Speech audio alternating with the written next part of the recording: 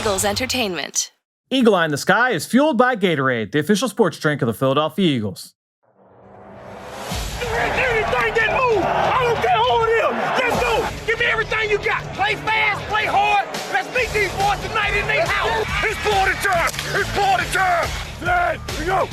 Touchdown! You are listening to the Eagle Eye in the Sky podcast.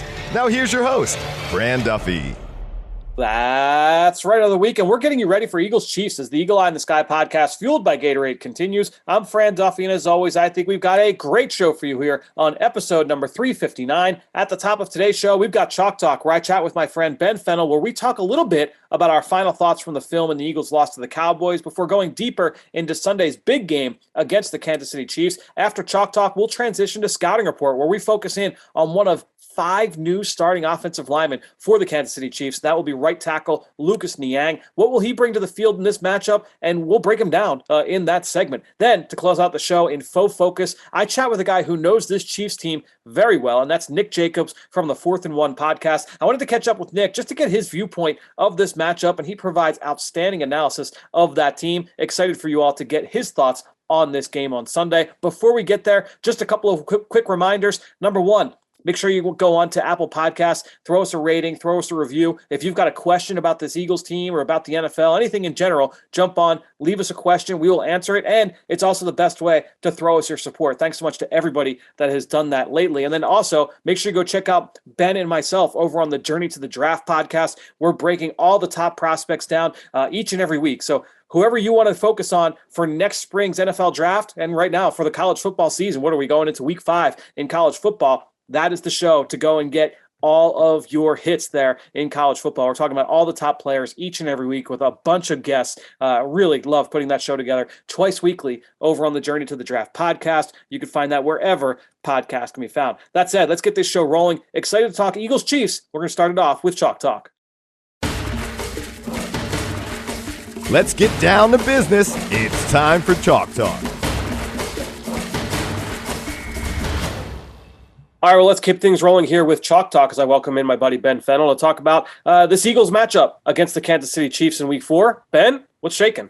Hey, what's going on? Yeah, it's exciting to be looking at another Andy Reid return to Philadelphia. 2 teams on the 2-game losing streak, and we'll see who can end up 1-3, and that 2-2 record isn't nearly as bad. This is a huge kind of turning point in the season, in my opinion, for these teams. Definitely rolls off the tongue a little bit different. 2-2 has a much better vibe around the building than 1-3. We've been in each scenario, and I'm telling you, 1-3, you think it's doom and gloom. 2-2, you're on the up and up. You're 500. You know, it's optimistic. We've been through both experiences, and I'd much rather the 2-2. So let's get a W this Sunday. No question. All right. Well, let's first, before we kind of get into this Chiefs team and the outlook there, let's talk about what we put together this week for Eagles game plan and really just kind of looking at this Eagles offense. And again, when we put the show together, it's a little bit of both, right? Where we are looking both backwards at the most recent game and then frontwards looking at this matchup. And it was interesting just kind of talking through what do we focus on with this Eagles offense. We talked about the Chiefs defense and the ball hawking mentality of Tyrann Mathieu. And it's like, all right, well, what do we talk about coming off of that? And obviously the pass game, just inconsistent, could not get into a rhythm against the Dallas Cowboys. A number of 3-and-outs. We saw a couple of those interceptions from Jalen Hurts, some breakdowns across the board, the penalties. You couldn't really get into a rhythm from a pass game standpoint. So we said, all right, let's take a look at one of these run plays. And I thought you made a great point, just kind of looking at the way that the Eagles were able to move the ball on the ground. I think it's an interesting way to kind of look at this game here against the Kansas City Chiefs as a way to kind of negate what they do offensively as well. Yeah, well, the Chiefs, right now on defense are having some issues in the front 7 stopping the run and having some issues with coverage, particularly up their pressure scheme. So I don't know what Nick Sirianni, would think as far as philosophically going into the game on which area you want to attack.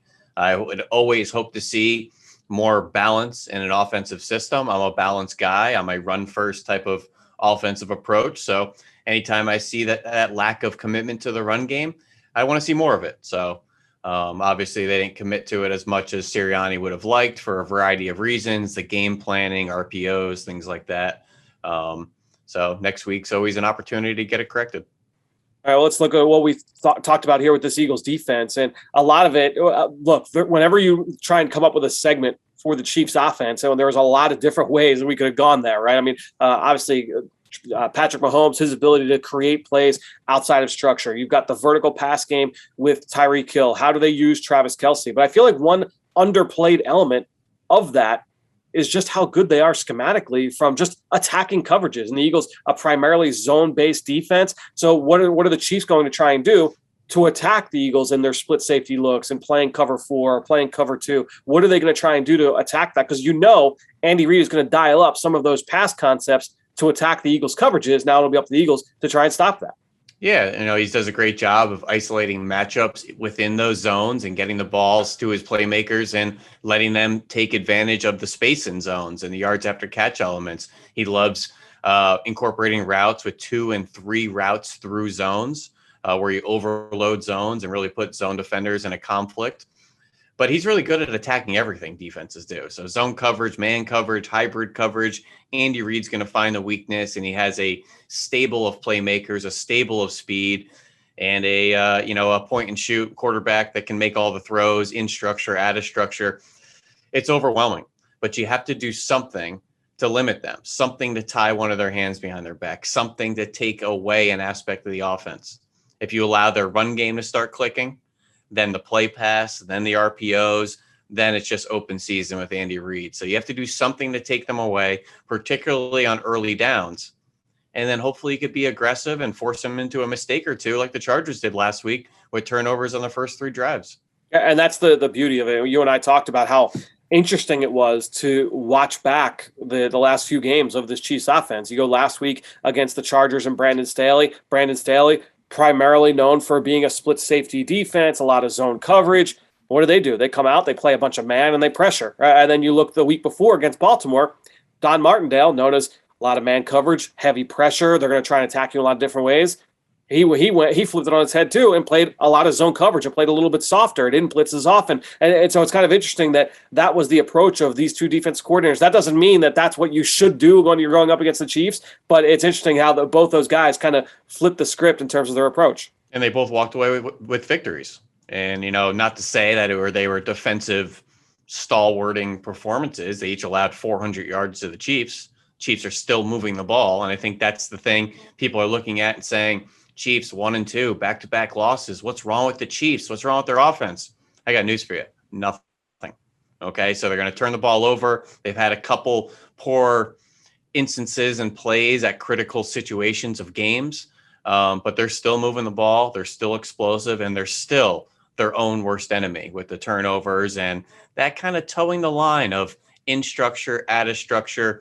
Is it too much kind of fast break football and not enough polished kind of disciplined football?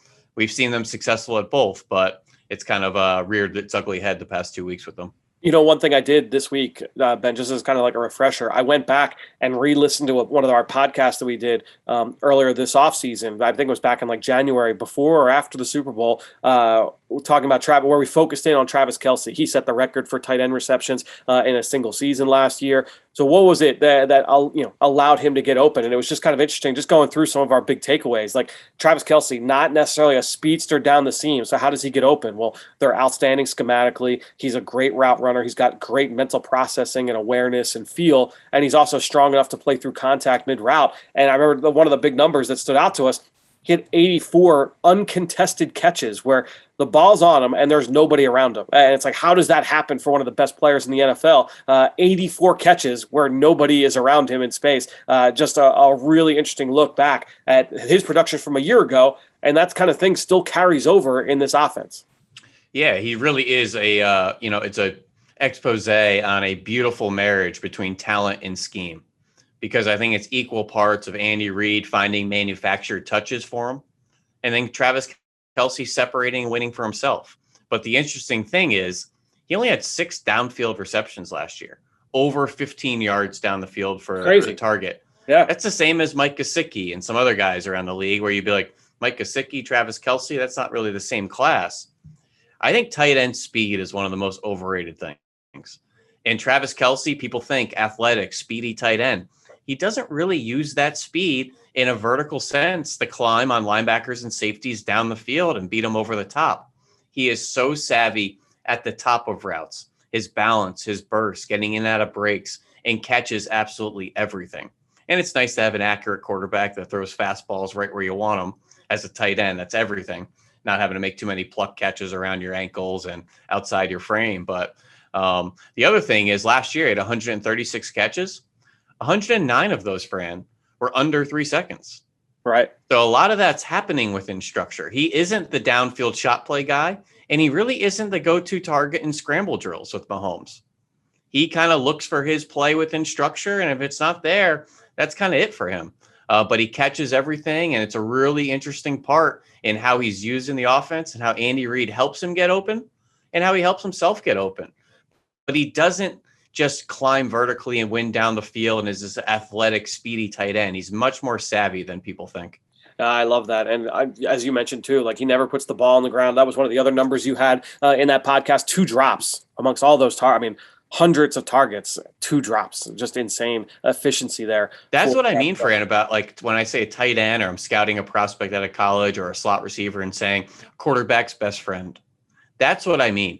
Being a reliable target, catching the errant balls, catching what we call the junk balls. Sometimes you got to go low or behind you or over the middle. He is as reliable a receiving target, running backs, tight ends, receivers, as there is in this league. And that's the through and through definition of a quarterback's best friend. Yeah, it's something that we talk about a lot. And just kind of spinning that forward to this week, what does that mean for the Eagles? And, we talked about this before the Atlanta game with Kyle Pitts. We talked about this before the San Francisco game with George Kittle. The Eagles play a ton of zone defense. That's what they've been through 3 weeks. So it's not going to be necessarily who's going to match up on Travis Kelce. It's going to come down to everybody as a group, that whole back seven. You've got to be very aware of where he is and everybody just doing your job on the back end. And I guess that the last point I want to talk about with you with their offense here in this discussion is just any other things from a tactical standpoint that stand out to you when you watch this Chiefs offense. I mean, so much motion, all the bunches, the screen game, a big part of it. But when you look at this Chiefs offense, what is their identity in your mind? Well, the first thing I write down on red on the Chiefs report is the marriage of talent and scheme. So while you have Tyreek Hill and Travis Kelce and Patrick Mahomes and a lot of A-level talent, they're the highest usage of RPOs, bunches, motions, things like that are schematic elements to help move the ball down the field. So the talent is the players. Those are all scheme aspects. And it's the marriage of the two. Don't just ask your A-level talent to go win. Help them win. And that's what I mean by marriage of talent and scheme. And that's the most dangerous thing in the NFL is to have Aaron Rodgers, Devontae Adams, Aaron Jones, and a Matt LaFleur designing that offense and helping it tick. And I think that's what you get with the Chiefs. And everyone wants to model the Mahomes, Andy Reid, and all the weapons kind of formula. I think the other thing is the O-line's new this year. They're younger. They're getting better. Now we can go back to the screen game. And Fran, is there a better designer, and not just designer, play caller of screens? Andy Reid knows not just how to design them, when to call them, and seems to always hit them at the right moment, whether that was in Philly 15 years ago or, with the Chiefs over the last 5 years. And the screen game, Fran, it's people other than Travis Kelce and Tyreek Hill. And that makes me sit up in my chair because that is dangerous. Just when you want to key and attack the two main targets, all of a sudden there's a flash fake or a screen fake to Tyreek Hill, and you're hitting Clyde Edwards-Helaire for a touchdown on a screen like they did last week against the Chargers. Yep. Or, a fake pass to Travis Kelce and a 20-yard screen to Blake Bell like they did in week 2 against the Ravens. The fact that you could set up the other players on the offense, my hands are in the air, papers in the air. I don't know what to do, because then you have Mecole Hardman, and next thing you know, Demarcus Robinson catches 3 touchdown passes 1 week, or Sammy Watkins, or whatever other role players they have back there. Just a really fun offense to watch. It's just, I find it so interesting because we have these conversations all the time, kind of big picture, talking about the game, talking about both sides of the ball, offense, defense. And last fall, as Brandon Staley's defense was getting really established with the Rams, and everyone kind of realized, oh, wow, they're doing some special stuff over there. Jordan Rodriguez, who covers the Rams for The Athletic, jumped on with Robert Mays over at the Athletic Football Show. And the analogy that she made was, look, this defense in L.A., you have two big planets, like where you've got Aaron Donald and you've got Jalen Ramsey, and you have the two orbits around those two planets. It's like everything else kind of works around them. And I almost look at this Chiefs offense the same way, where it's like, all right, like you've got a movement piece in Tyreek Hill who can be a vertical and horizontal stretch player. And then you've got the guy that cuts through that with Travis Kelce and everything that kind of works around with him, both run game and pass game. And obviously Mahomes as the trigger man around that, it just makes it so difficult. That's where now you've got like your little, your small moons on the outer rim, where now you've got Mecole Hardman, who I think he's got 13 catches so far through 3 games. Like 7 of them are on those little like push passes and the jet sweep. Like it's not like they're creating these guys on deep digs and comebacks and the traditional route tree. We're just finding different ways, whether it's those gadgets or in the screen game, like you alluded to, for them to be able to get some chunk yardage. And I hope we're not the team that figures out Josh Gordon can still run. Let that happen in week 5 and week 6. All right. I don't know how involved he'll be, but he just signed with the Chiefs now that he's reinstated. And a reminder, guys, he's only 30 years old.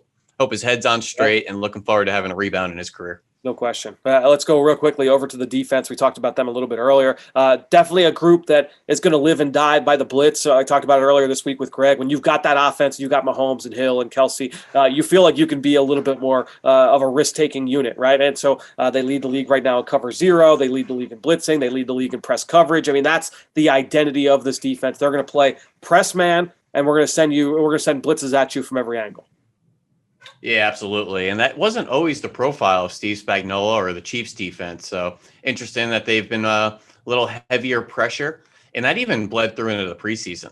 He was dialing up some creative stuff, some very risky rotations in the preseason. Haven't seen the rotations as much here through 3 weeks of the regular season, but still happy blitz, and not just on 3rd down, friends.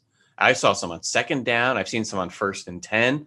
Spagnuolo is just throttle forward and saying, go, go, go. In a league where people are saying, let's be more conservative. Let's play more zone. Let's keep it in front of us. It's only a couple teams still dialing up the blitzes and playing heavy pressure man. Chiefs, Patriots, Dolphins, they're pretty much riding and dying with pressure man. And some weeks the Dolphins can get beat 38-0 to the Bills. Some weeks they could go toe-to-toe with the Raiders and almost knock them off in overtime. It's such a high variant defensive philosophy for today's offensive approaches. It's risky in my opinion, but you can have some really good results, really bad results, but it forces the action and it's aggressive. And again, when you're a defensive coordinator, you look down the sideline at the other bench on game day, and it's like you see number 10, you see number 1, you see Kelce over there, and that's a little different than all right, they got Jacoby Brissett and Jalen Waddle and Will Fuller. A little bit different feel, and so you get that level of confidence for the Kansas City Chiefs and for Steve Spagnuolo. Look, and you've got 2 blue chip players over there, right? I mean, Chris Jones, one of the best in the league at what he does. Obviously, making the move over to defensive end this year, but still getting those reps on the interior. And it's not that he can't win off the edge. I mean, we've seen that. We've seen him get to the quarterback. We've seen him time the snap and turn the corner for a 315-pound defensive lineman to do it. He is an absolute freak of nature. And then Tyrann Mathieu is one of the best. And when you have that kind of ball hawking presence, who's got such great route awareness, understanding of how you're trying to attack them as an offense, he knows where the ball's going to be, and he's got outstanding ball skills. Maybe some of the best ball skills we've seen of a safety in modern history. So I think when you have those 2 blue chip players, again, going back to the Aaron Donald and Jalen Ramsey comparison, that can help you in terms of understanding what you're going to do and allow you to be a little bit more risky defensively. Yeah, absolutely. And again, I don't want to be the week to figure out Nick Bolton's going to be a superstar in this league. Young 2nd-round pick out of Missouri, definitely adding some more speed to the middle of that Chiefs defense. Leading the team of tackles right now. Take another week or 2 off here before you start taking this league by storm here. But, they're trying to incorporate some younger guys in the middle. Willie Gay, not quite ready, but Nick Bolton's been out there quite a bit. And some other guys up front. I mean, they have Jerron Reed. Derek Notty's a really tough player. Is there a more fun backup defensive tackle tandem than Khalil Saunders and Treshaun Wharton? Those are just dancing panda types. I know Khalil Saunders, the 300-pound back-flipping type from Western Illinois. Really fun players out there. They're each a little squatty, but they are around, and they are heavy, and they are active. A lot of fun. You see 99, 98 out there for the Chiefs. Keep an eye on them. Let's pound this back to you. I want to give you one matchup that stands out to you in this game. Is there one-on-one battle that you're going to be keeping your eyes on? Well, I think you teed it up there, and it's Chris Jones for a variety of reasons. because I don't think you can if he's playing defensive end, I don't think you can get away with blocking him with a tight end. He is, and that's the cat and mouse of a lot of run games. Is can you sub out a tight end block for a defensive end and allocate resources elsewhere? I don't think I'm taking those chances, but I want to attack him in the run game. He's a taller defensive end. He always has pad level issues. Not to mention, he has to play in space a little bit more off the edge. Lamar Jackson had a couple zone reads where he didn't look as sharp-footed. I got news for you. He's 6'6", almost 300 pounds. He's not good in space. It just is what it is. So I want to attack him, but I'm also a little worried about him against some offensive linemen. Andre Dillard, really athletic, struggles with some power, heavy defensive ends. That's Chris Jones's game. So I think there's a lot of interesting conversations swirling around Chris Jones. What do you do with him? And then just when you account for him at defensive end, he still slides in at 3-tech every now and then too. So he's a guy you got to keep your eye on and make sure he doesn't ruin the game. I think it was 2 years ago, maybe their Super Bowl campaign. I said he was the most disruptive player in the NFL. And Aaron Donald was healthy for 16 games that year. And I mean that. He is so annoying because even when he doesn't get home, he is massive, Fran.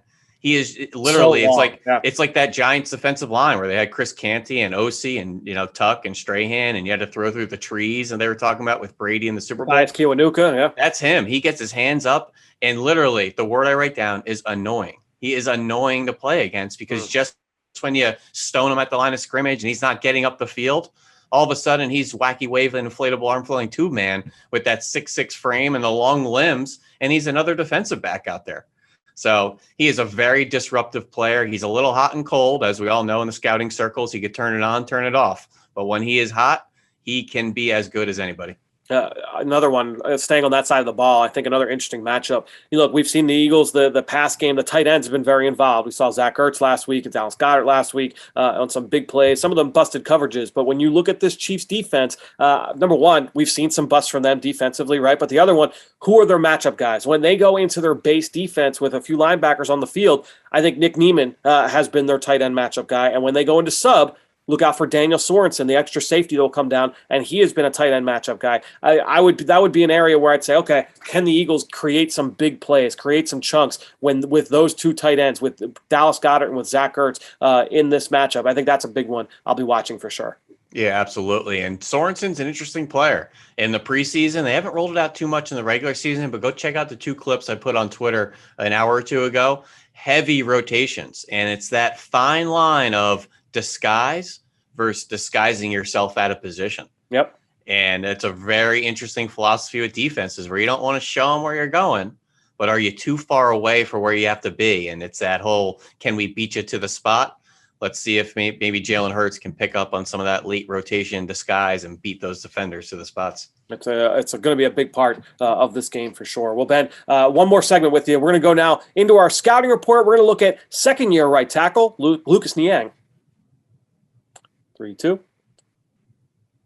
All right, Ben. Well, like I said earlier, we're going to take a look here at former TCU right tackle Lucas Niang, the guy that was a 3-year starter during his time there with TCU. Thoughts on him overall? I mean, what we've seen so far through 3 games. We didn't see him last year as a rookie. He was a rookie second-round pick. Thoughts on Niang coming out of college and the projection so far in the NFL? Well, I'm going to make an interesting reflection right now to a first-round pick in this last class. Niang was a third-round pick back in 2020, so 2 draft classes ago. But what was the first line in Rashawn Slater's scouting report, Fran? I know I'm putting you on the spot here, but Rashawn Slater, what was his first line in his scouting report? First line was he opted out of. All right. Well, his second line said he handled Chase Young. Chase Young, yes. And dude, I'm so glad you brought this up. Yep. Scouts go right to the best competition.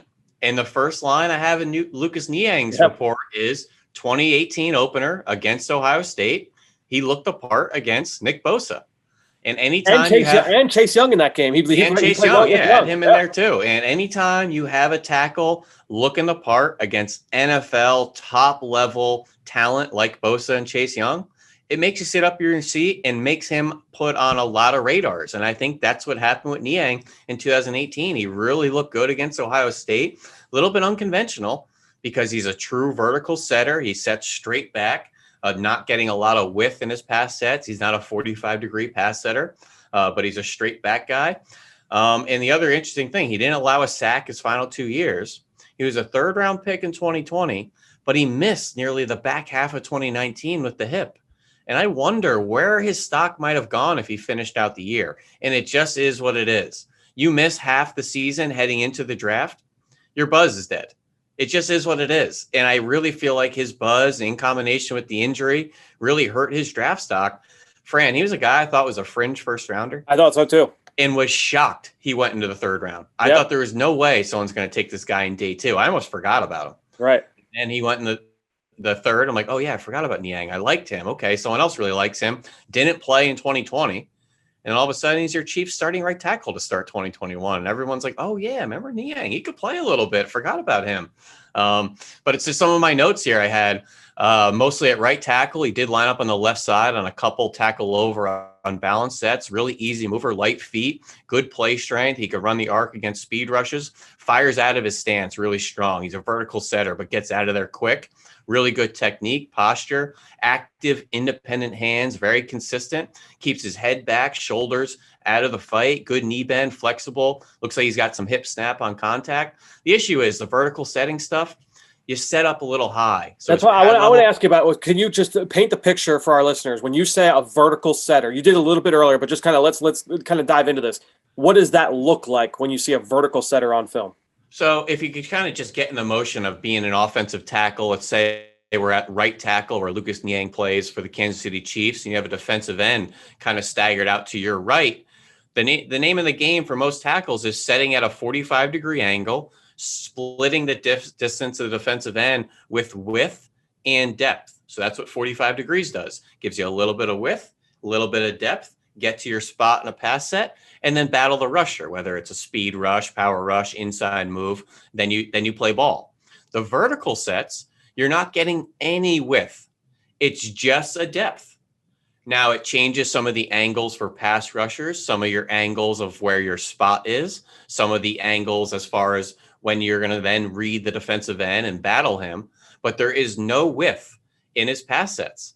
So fans listening at home, get into a makeshift stance and say, take a set out to a 45 and then take a set straight back. The straight back is what you call vertical sets. Very common in college football, particularly from some of the spread teams like Texas Techs of the world and, some of those true air raid principle offenses around college football. But yeah, where he came from. Fran, you see it in college football a lot. And typically that's a conversion and something you have to change once you get to the next level. Lucas Niang is still a true vertical setter, even with the Kansas City Chiefs. So it's really interesting. Their offensive line coach, I believe it's Andy Heck out there with the Chiefs, is not making him somebody he's not. And I love that because there's so many coaches that say it's my way or the highway. This is the technique. This is how it's got to be. Well, there's a lot of different shapes and sizes you get from college football. They have Orlando Brown on the left side. I got news for you. He plays different than Lucas Niang on the right side. Let them do what works for them. And if he likes being a vertical setter and Orlando Brown is a 45 setter, go do what works for you guys. And I like seeing that you're not just making them somebody they're not.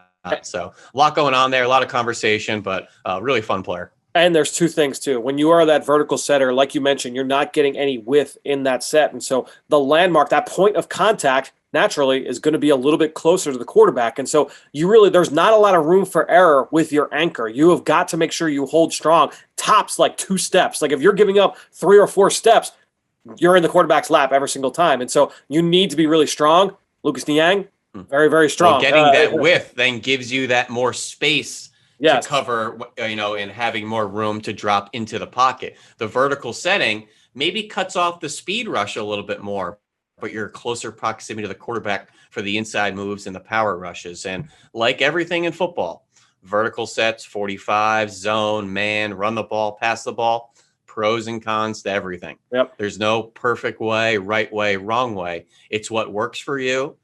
And did you do it at the right instance when you needed to? And, it's always reflecting that back to it's chess, Fran, Exactly. Just because you move the pawn over the king to start or the pawn over the queen to start doesn't make you dumb or smart. There's pros and cons to each. And you always got to turn it back to it's chess. There's different ways to do it. Yeah, and clearly also when you have that vertical set, since you're moving the point of contact further back into the pocket, now you've got more time to view the pass rusher. The pass rusher, he's got to throw a few different steps at you now before he's able to throw that pass rush. You're much less likely as well to turn your hips to the sideline, right? Which is a big flaw in pass protections. You turn your hips to the sideline, it's very hard to then counter and work with an inside move. Vertical setting, you're essentially staying square with your hips and shoulders to the line of scrimmage throughout the entire down until you have to turn and run with a speed rush.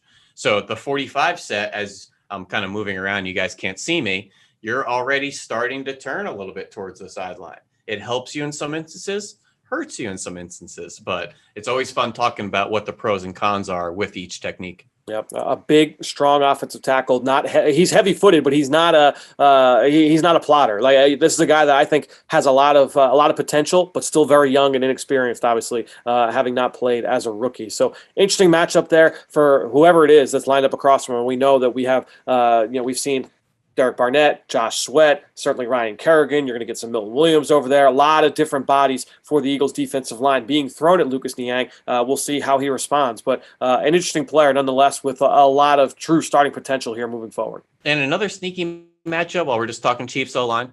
I want to see big Trey Smith, bang with Fletcher Cox a little bit. Yeah. Trey Smith's been looking great in the run game. He's nasty. He's a mauler. He wants to finish you. Some issues in pass protection. I thought Joey Bosa got him a little bit last week with some slants, inside there. As he does, yeah. Yeah, and then you got Thuney on the other side, Creed Humphrey, 5 new offensive linemen, 5 completely different style of players. Yeah. So it's really fun to kind of dissect, the different parts on that line and who's a liability and who has a strength in certain situations. Yeah, well, Ben, it's going to be a fun tape to go through on Tuesday morning. We'll be talking about it next week right here on the Eagle Eye in the Sky podcast, fueled by Gatorade. Thanks for joining us once again, and we will talk to you on the Journey to the Draft podcast here later this week. Well, great stuff there from Ben, as always, who you can follow on Twitter, just like I do, at Ben Fennel _NFL. And while you're at it, I'm at Eagles XOs. That's where I post all the podcasts I'm a part of and all of our X's and O's content that we produce here with Eagles Entertainment. You know how much I appreciate everybody that promotes this podcast on social media. That is one way to support the show, but the best way is to go into Apple Podcasts or Stitcher, leave us a rating, leave us a comment. I told you earlier that that's the best way to throw us your support as we go through the NFL season. Appreciate everybody that has left recent comments. And again, if you've got a question, we will answer it right here on the show. That said, let's wrap this episode up with some faux focus. I caught up with Nick Jacobs to talk about the Chiefs from their vantage point here going into this game. Let's get to that segment right now. What's this matchup look like from the other side? It's time to find out in Faux Focus. All right, well, this week here for Faux Focus, excited to welcome in Nick Jacobs. You can follow him on Twitter just like I do, at Jacobs71. Check him out over on the 4th and 1 podcast. Nick, thanks so much for joining us, man, and share some insight here on the Kansas City Chiefs. Yeah, it's my pleasure. It's been a minute. Last time you and I got to chat on one of these was right when you guys hired Doug Peterson. So that's right. That worked out well for a little bit. You guys got a Super Bowl out of it. So I'd say it at least had its benefits for a little bit. No question. So I'm interested to kind of get your thoughts on the 2021 version of the Chiefs. Obviously, coming off a 2-game losing streak, Patrick Mahomes has never lost 3 games in a row as a starter. But looking at that side of the football, you're Andy Reid coming home to Philadelphia. What gives you the most faith in your offense in this matchup? What gives you the most confidence coming into this game?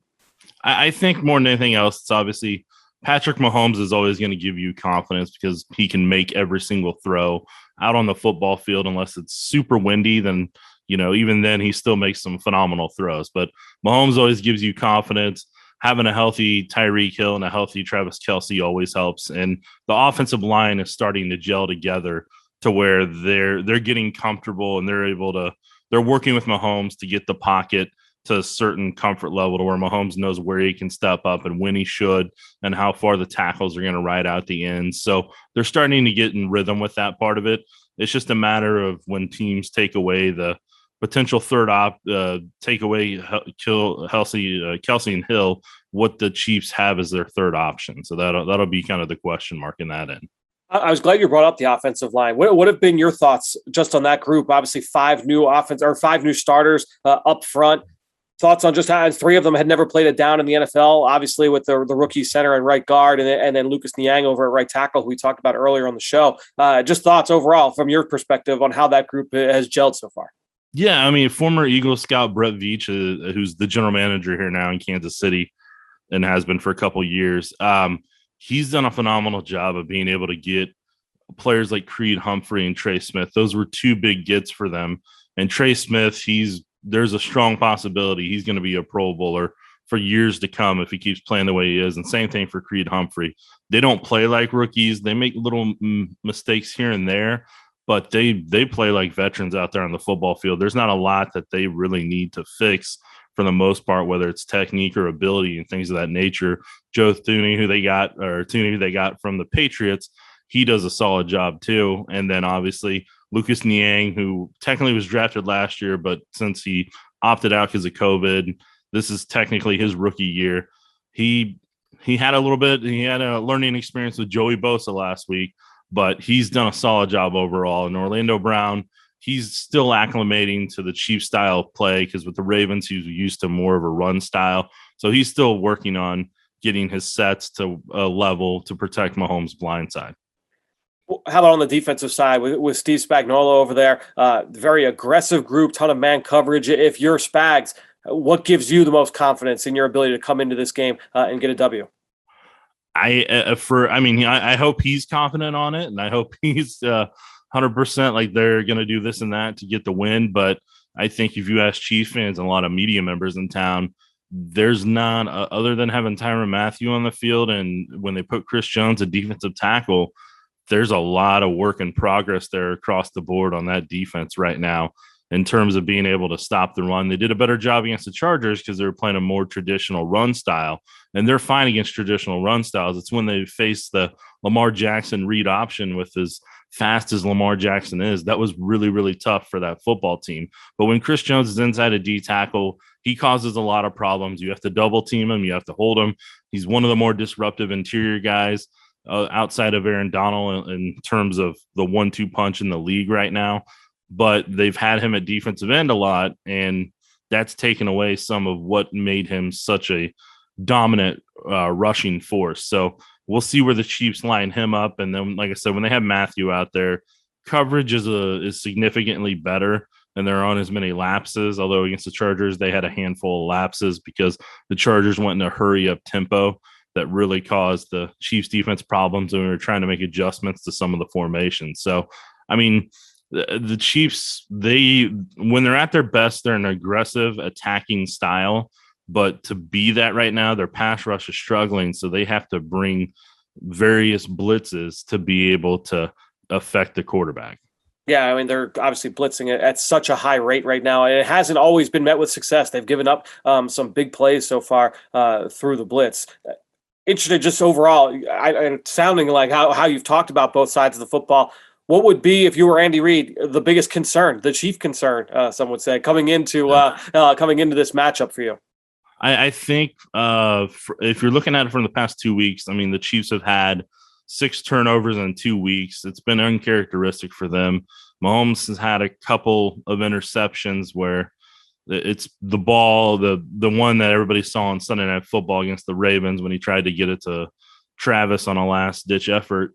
In the past, he's been able to make those plays, and those plays have worked out. This year, it hasn't necessarily worked out for him. And, I mean, they've had Clyde Edwards-Helaire had a fumble against the Ravens that people saw at the end of the game. Then he had one last week against the Chargers. So for the offense, it's going to be holding on to the football, because if they don't have those turnovers, they likely win in Baltimore, and they likely beat the Chargers comfortably. So those turnovers is really what made the difference in both those games between them being 3-0 and then being 1-2. So the Chiefs are learning that margin of error has gotten smaller than it has in years past, and they're going to have to execute at a higher level than maybe what they had to be able to kind of keep those wins at the expectation that they've had in the past. But I'd say more than anything else, it's just that's probably the biggest concern. And then defensively, the ability to get pressure. I mean, that front four, they really need them to be able to get pressure.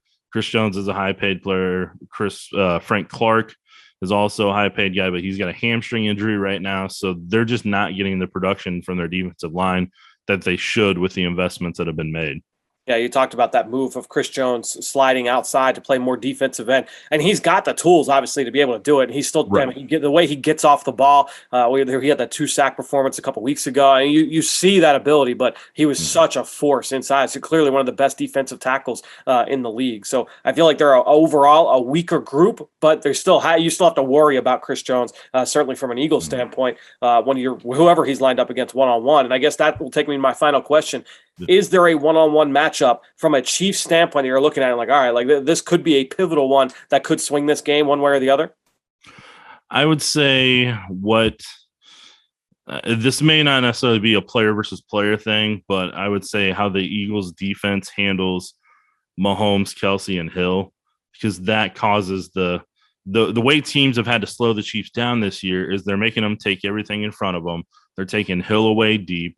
They're bracketing or doubling Kelce at times. They're doing the same thing to Hill, and they're forcing other people on the offense to beat them. And that's kind of where that comes down to. Because if I could tell you that a defensive player per se, like the problem is there's like 8 other issues on the defense right now. So it's not, I could tell you that, Chris Jones is the matchup on defense that you have to watch for, but there's still linebackers that the Eagles can isolate in the backfield or the tight ends that they can isolate against the linebackers. So, there's plenty of options for the Eagles to be successful on offense right now. So I would say that that's the biggest matchup, what the Eagles defense is able to do against those 3 guys and to do other Chiefs players step up to make the difference. I think that's really what's going to decide. That'll decide the game. I think the Chiefs, in terms of ball security, will decide it as well. And then obviously, if the Eagles are able to get the run game going, and if they're able to make some key conversions, that could keep the game very close for the Eagles and give them a chance to win the ball game. Yeah, we kind of look at the way that the Chargers, and they did it in a different way typically than what we've seen from the Chargers, but that was the idea, was do enough to slow them down, capitalize on any mistakes that they make, and make it a close game at the end. And that seems to be a formula. You just got to be able to execute and capitalize on that formula. Well, Nick, thanks so much for joining us here once again on the Eagle Eye in the Sky podcast, fueled by Gatorade. Make sure you go all follow Nick over on Twitter at Jacobs71. Nick, we'll talk to you again soon, man. My pleasure. Thanks, guys. Well, great stuff there from Nick. Hope you guys enjoyed that conversation. I mentioned Eagles game plan earlier with Ben. Well, these are some clips here coming up. I've got some clips off the cutting room floor that didn't make it into the final show. Again, that's a short 30-minute show that airs on NBC 10 on Sunday mornings at 10 a.m. So the leftovers, I make sure I squeeze them right here into the podcast. So for some analysis from Greg Cosell, Mike Quick, Ike Reese, and of course, John Clark, here's what I couldn't squeeze into the show, but I kept it all for you right here on the podcast. And Monday night in Dallas, obviously there were some coverage issues, especially at linebacker. And you're bringing in Travis Kelce, or as they revealed, it's actually Kelce, for the Kelce brothers. But how difficult of a matchup is this, and how important is the coverage going to be with the linebackers? Well, it's certainly a difficult matchup. And this Eagles defense have seen some of the better tight ends through the first few weeks. You got to see a young guy in Kyle Pitts. I love the job they did on him in that first game in Atlanta.